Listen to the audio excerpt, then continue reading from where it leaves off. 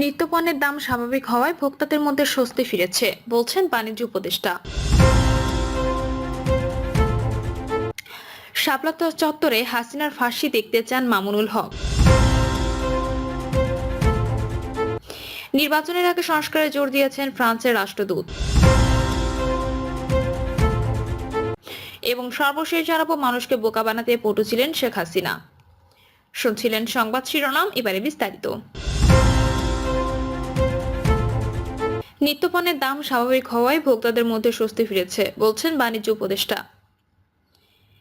বাণিজ্য উপদেষ্টা শেখ বশিরউদ্দিন বলেছেন, অন্তর্বর্তীকালীন সরকারের বিভিন্ন সক্রিয় পদক্ষেপ ও ব্যবসায় বিভিন্ন নীতি সহায়তার কারণে নিত্যপণ্যের দাম ও সরবরাহ স্বাভাবিক হওয়ায় ভোক্তাদের মধ্যে স্বস্তি ফিরে এসেছে।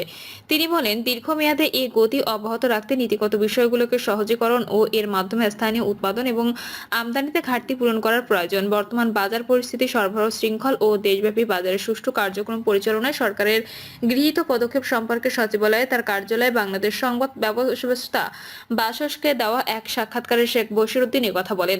বাণিজ্য উপদেষ্টা বলেন, বিভিন্ন পদক্ষেপ ও বাণিজ্য কার্যক্রমকে আরো সক্রিয় করার কারণে সর্বশক্তিমান আল্লাহর রহমতে সাময়িক হলেও আমরা এখন বাজারে স্বস্তি দেখতে পাচ্ছি। সরকার যদি দীর্ঘমেয়াদে এই ধারাকে টেকসই করতে চায়, তাহলে নীতিগত বিষয়গুলোকে সুবিন্যস্ত করতে হবে এবং এর মাধ্যমে স্থানীয় উৎপাদন ও বাণিজ্যিক আমদানিতে ঘাটতি পূরণ করতে হবে। আওয়ামী লীগ সরকার ক্ষমতাচ্যুত হওয়ার পর অন্তর্বর্তীকালীন সরকার বাজার পরিস্থিতি একটি ভঙ্গুর অবস্থায় পেয়েছেন বলে জানান বাণিজ্য উপদেষ্টা। তিনি বলেন, গত বছরের জুলাই আগস্ট গণঅভ্যুত্থানের পর দীর্ঘস্থায়ী বন্যায় দেশের অর্থনীতিতে স্থবিরতা দেখা যায়, যার ফলে সরবরাহ শৃঙ্খলে ঘাটতি দেখা দেয়। বশির বলেন, যখন সাধারণ মানুষের জীবন ও জীবিকা স্বাভাবিক হয়ে আসে, তখন চাহিদা ও সরবরাহের দিক থেকে ঘাটতি স্পষ্ট হয়ে ওঠে। তিনি আরো বলেন, সুতরাং ঘাটতিটি ছিল মূলত বন্যাজনিত এবং অর্থনৈতিক স্থবিরতার ফলে ঘাটতির আকাশ বিশাল ছিল। সেই সময় আমরা যে মুদ্রাস্ফীতি দেখেছি তা সম্পূর্ণরূপে সরবরাহ ভিত্তিক ছিল।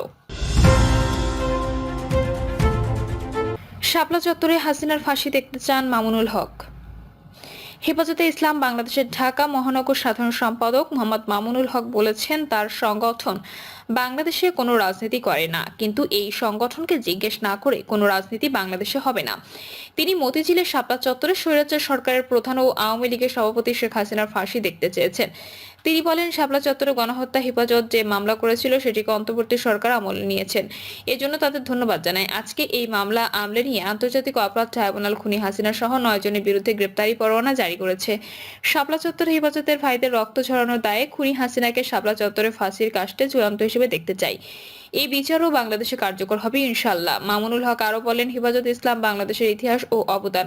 2013 সালে বাংলাদেশের অস্তিত্বের প্রশ্নে হেফাজতের আবির্ভাব ঘটে, যখন শাহবাগে বেলুল্লাহপনার অংশ হিসেবে বাংলাদেশের স্বাধীনতার বিষয়ে প্রশ্ন ছুড়ে দিয়েছিল। 2013 সালে বাংলাদেশে দুটি সরকার ব্যবস্থা ছিল, একটি হাসিনা সরকার, অন্যটি ইমরান এইচ সরকার। তখন ইমরান বিদেশি প্রভুদের ইশারায় শাহবাগ থেকে যা বলতো তাই ছিল সরকারের অলিখিত নির্দেশ। সচিবালয় থেকে শুরু করে সকল কিছুই তাদের ইশারা চলত। তিনি বলেন, যখন বাংলাদেশে হিন্দুত্ববাদ পুরো দেশে ছড়িয়ে দিচ্ছিল ইমরান এইচ সরকারকে, তখন আলাম্মা আহমেদ শফিক ডাকে ধূমকেতুর বেগে হাজির হয়েছিল হেফাজতে ইসলাম। সেদিন আলাম্মা শফির নির্দেশে যদি হেফাজতে ইসলাম শাপলা চত্বরে না আসতো, তাহলে বাংলাদেশের স্বাধীনতা সেদিন বিপন্ন হতো।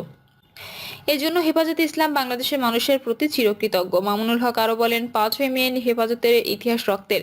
হেফাজতের নেতাকর্মীরা সেদিন রক্ত দিয়ে বাংলাদেশকে পরিষ্কার করেছে শাহবাগীদের ষড়যন্ত্র থেকে। সেদিন ফ্যাসিবাদ সরকার হেফাজতকে দমন করার জন্য সমস্ত রাষ্ট্রযন্ত্রকে ব্যবহার করেছিল, বহু হেফাজত কর্মীকে কারাগারে পাঠিয়েছে।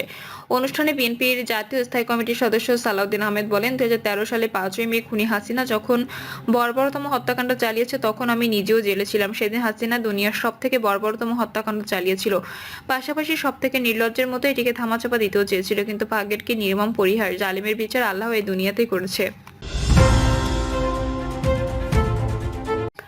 নির্বাচনের আগে সংস্কারে জোর দিয়েছেন ফ্রান্সের রাষ্ট্রদূত। ঢাকায় নিযুক্ত ফরাসি রাষ্ট্রদূত ম্যারি মাজদুপুই সম্প্রতি বাংলাদেশের বিভিন্ন রাজনৈতিক দলের নেতাদের সঙ্গে বৈঠক করেছেন। বৈঠকে তিনি আসন্ন জাতীয় নির্বাচনের আগে প্রয়োজনীয় সংস্কারের উপর জোর দিয়েছেন। ফরাসি রাষ্ট্রদূতের সঙ্গে বৈঠক করা দলগুলো হলো বাংলাদেশ জাতীয়তাবাদী দল, আমার বাংলাদেশ পার্টি এবং গণসংহতি আন্দোলন। ঢাকাস্থ ফরাসি দূতাবাস জানায়, বৈঠকগুলোতে দেশটির রাষ্ট্রদূত গণতান্ত্রিক মূল্যবোধ, মানবাধিকার, আসন্ন নির্বাচনের আগে প্রয়োজনীয় সংস্কার এবং বাংলাদেশের রাজনৈতিক সংলাপের উপর জোর দেন। ফ্রান্স বাংলাদেশের সঙ্গে তার সম্পর্ক আরও জোরদার করতে এবং বৃহত্তর ইন্দো প্রশান্ত মহাসাগরীয় অঞ্চলের শান্তি, স্থিতিশীলতা ও সমৃদ্ধির জন্য একসাথে কাজ করতে প্রতিশ্রুতিবদ্ধ বলে জানান ম্যারি মাজদুপুই। মানুষকে বোকা বানানোতে পটু ছিলেন শেখ হাসিনা। দলের এবং দলের বাইরের মানুষদের শেখ হাসিনার সবক দিতেন দুর্নীতি না করার। সত্যিকার অর্থে শেখ হাসিনা 1981 সালে যখন দেশে ফিরে আসেন তখন একরকম শূন্য হাতে ফিরে এসেছিলেন, কিন্তু ছাত্র জনতার গণঅভ্যুত্থানে 5ই আগস্টে দেশ ছেড়ে ভারতে পালিয়ে যাওয়ার পর সামনে আসতে থাকে হতবাক করার মতো তথ্য।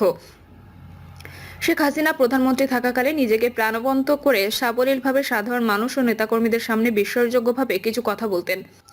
তিনি প্রায়ই কবিতা ছন্দে বলতেন, নিঃস্ব আমি, রিক্ত আমি, দেবার কিছু নেই, আছে শুধু ভালোবাসা, দিয়ে গেলাম তাই। পরিবারের সদস্যদের পাশে রেখে প্রায়ই বলতেন, সন্তানদের জন্য আমি কোনো সম্পদ করিনি, তাদের লেখাপড়া শিখিয়ে মানুষ করেছি।